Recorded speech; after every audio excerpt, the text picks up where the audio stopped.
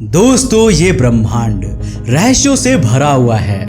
जब आप रात के आसमान को देखते हो तो आपको अनंत तारे देखने को मिलते हैं।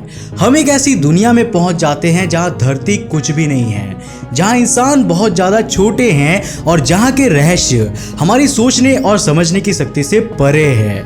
हम इंसानों का ज्ञान और विज्ञान चाहे तरक्की के कितने ही बड़े मुकाम पर पहुंच चुका हो, लेकिन आज भी ऐसी बहुत सारी अनसुलझी पहेलियां हैं जो अंतरिक्ष के कोने कोने में अपनी जगह बनाए हुए हैं। आज के इस वीडियो में हम आपको ऐसे ही कुछ पॉपुलर स्पेस मिस्ट्रीज के बारे में बताने वाले हैं। तो हेलो गाइस, मैं हूं कौशिक और चलिए शुरू करते हैं आज के इस नए एपिसोड को। दोस्तों, जब हम हमारे यूनिवर्स के बारे में सोचते हैं तो हमारे दिमाग में एक ख्याल जरूर आता है, और वो ये कि इस यूनिवर्स के बाहर क्या होगा।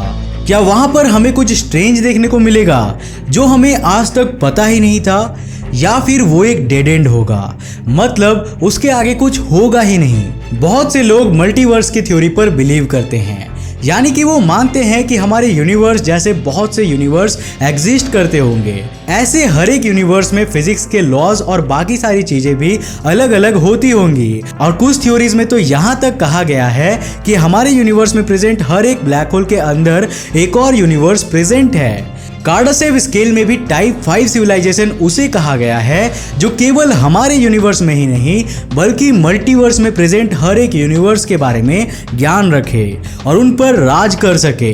कुछ लोग कहते हैं कि हमारा यूनिवर्स सिर्फ एक बबल है, और जब आप इसके बाहर निकलोगे तो आपको ऐसे हजारों करोड़ों बबल्स देखने को मिलेंगे। अब ये यूनिवर्स कोई बबल है या फिर किसी एलियन के अलमारी में रखा हुआ कोई साइंस प्रोजेक्ट, ये तो तभी पता चलेगा जब हम इससे बाहर निकलने की एबिलिटी प्राप्त कर पाएंगे। वैसे क्या आप एक ऐसी दुनिया की कल्पना कर सकते हैं जहां पर हर सफेद चीज काली हो, हर काली चीज सफेद हो, जो चीज ऊपर है वो नीचे हो और जो नीचे है वो ऊपर हो। एक ऐसी दुनिया जहां पर हर मैटर एंटी मैटर हो। Wait a minute, antimatter? आपने इसके बारे में तो सुना होगा ना, तो आखिर क्या होता है ये?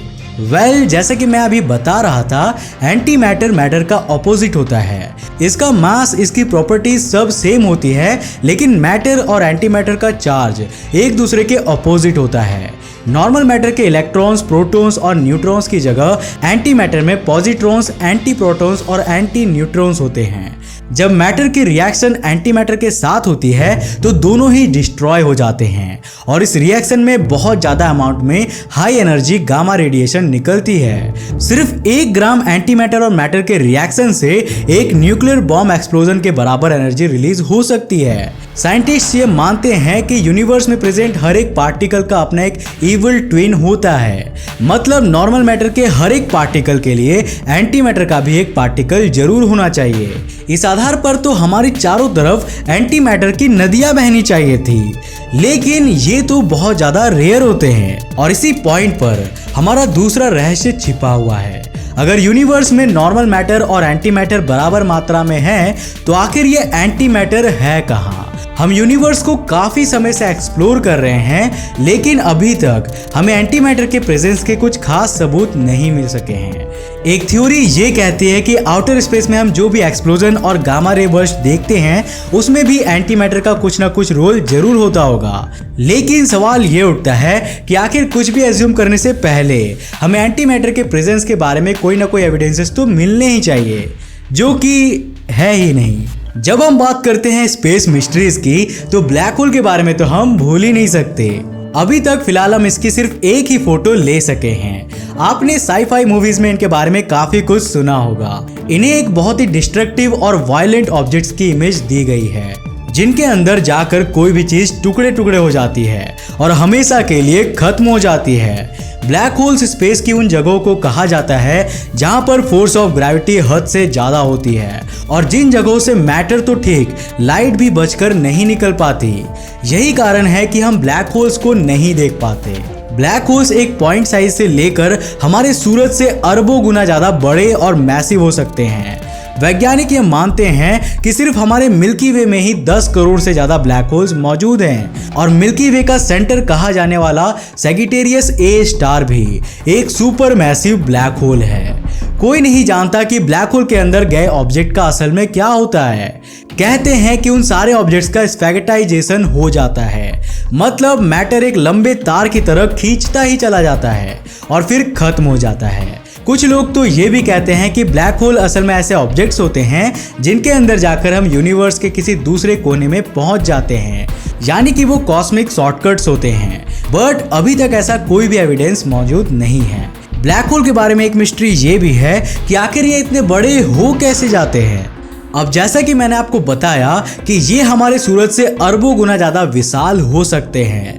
दूसरी बात ये कि इनकी डेंसिटी भी काफ़ी ज़्यादा होती है। इट मीन्स कि ब्लैक होल्स में एक जगह पर ढेर सारे मैटर्स जमा हुआ होता है। जैसे जैसे ये अपने आसपास के ऑब्जेक्ट्स को निगलते रहते हैं, ये और भी विशाल होते जाते हैं और इनका फोर्स ऑफ अट्रैक्शन भी बहुत स्ट्रांग होता जाता है। वैज्ञानिक इस बात पर कंफ्यूज्ड है कि अगर हमारे यूनिवर्स की एज सिर्फ 1370 करोड़ साल है, तो फिर ये सुपर मैसिव ब्लैक होल्स इतने कम समय में इतने विशाल और ताकतवर कैसे बन गए, ये भी एक मिस्ट्री है।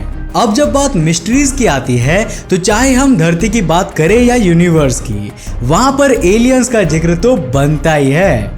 अब एलियंस है या नहीं, इसके बारे में तो हम अभी तक कुछ भी नहीं कह सकते। अगर आप हमारे चैनल के रेगुलर व्यूअर हैं तो आपने हमारे पिछले वीडियोस को देखा होगा, जिनमें हमने एलियंस के होने ना होने की कई सारी पॉसिबिलिटीज को डिटेल में एक्सप्लेन किया था। ड्रेक इक्वेशन इस यूनिवर्स में करोड़ों एलियन सिविलाइजेशन के होने का दावा करती है, तो वहीं फर्मी पैराडॉक्स इस बात पर सवाल उठाता है कि अगर एलियंस हैं तो आखिर आज तक हमने किसी एलियन सिविलाइजेशन से कांटेक्ट क्यों नहीं किया।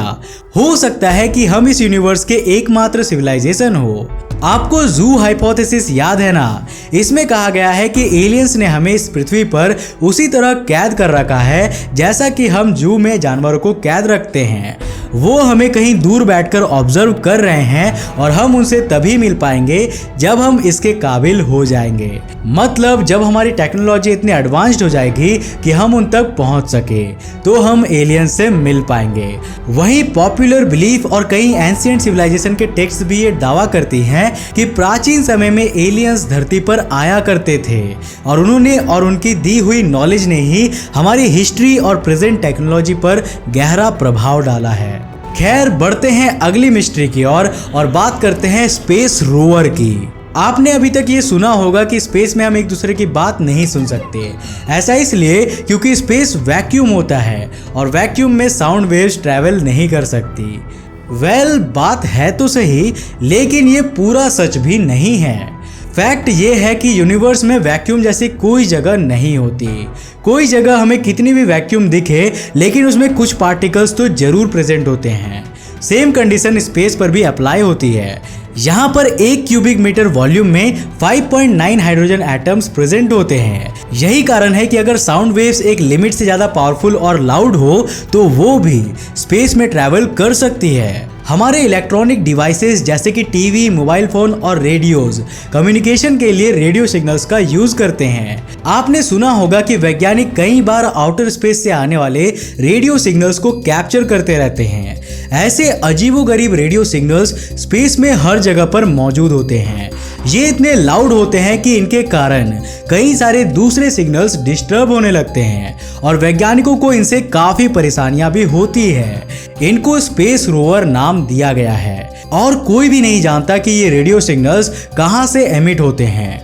कुछ लोग कहते हैं कि आउटर स्पेस में बैठी दूसरी एलियन सिविलाइजेशन हमसे कांटेक्ट करने के लिए सिग्नल्स को भेजती हैं, लेकिन हम टेक्नोलॉजी की कमी के कारण इन्हें डिकोड नहीं कर पाते। ऐसा भी कहा जाता है कि ये और कुछ नहीं बल्कि बिग बैंग के बाद बने स्टार्स की बची हुई हीट रेडिएशन है, या फिर ये गैलेक्सीज के चारों ओर प्रेजेंट गैसेस के कारण प्रोड्यूस होते हैं। लेकिन अनफॉर्चुनेटली फिलहाल तक हम इसके बारे में कुछ भी नहीं कह सकते और स्पेस रोवर्स भी हमारे लिए एक अनसुलझी पहेली है। वैसे आप इन सभी मिस्ट्रीज के बारे में क्या सोचते हैं और क्या आप चाहते हैं कि मैं आपके लिए मोस्ट पॉपुलर स्पेस मिस्ट्रीज का अगला एपिसोड भी लेकर आऊं? अगर हाँ तो हमें नीचे कमेंट करके जरूर बताना। अगर आप चाहते हैं कि हम ऐसे ही और इंटरेस्टिंग वीडियोस बनाते रहें तो अब आप हमें सपोर्ट कर सकते हैं हमारे वेबसाइट antarikshtv.in पर जाकर हमारे मर्चेंडाइज को खरीद कर। यहाँ पर आपको मिलता है एक से बढ़कर एक cool space design T shirts, जो कि खासकर आप जैसे स्पेस लवर्स के लिए ही बनाया गया है। तो सोच क्या रहे हो, जल्दी से हमारे वेबसाइट antarikshtv.in पर जाओ और अपने मनपसंद के टी शर्ट्स अभी कभी परचेस करो और साथ ही हमें सपोर्ट करो। अगर आपको वीडियो पसंद आया तो इसे एक लाइक करने के साथ साथ अपने फ्रेंड्स और फैमिली के साथ जरूर शेयर करना। अगर आप नए हो इस चैनल पे तो ऐसे इंटरेस्टिंग वीडियोस के लिए चैनल को सब्सक्राइब करने के साथ साथ नोटिफिकेशन बेल को बंद कर देना ताकि आप देख सको हमारे वीडियो सबसे पहले। तब तक के लिए बाय, जय हिंद।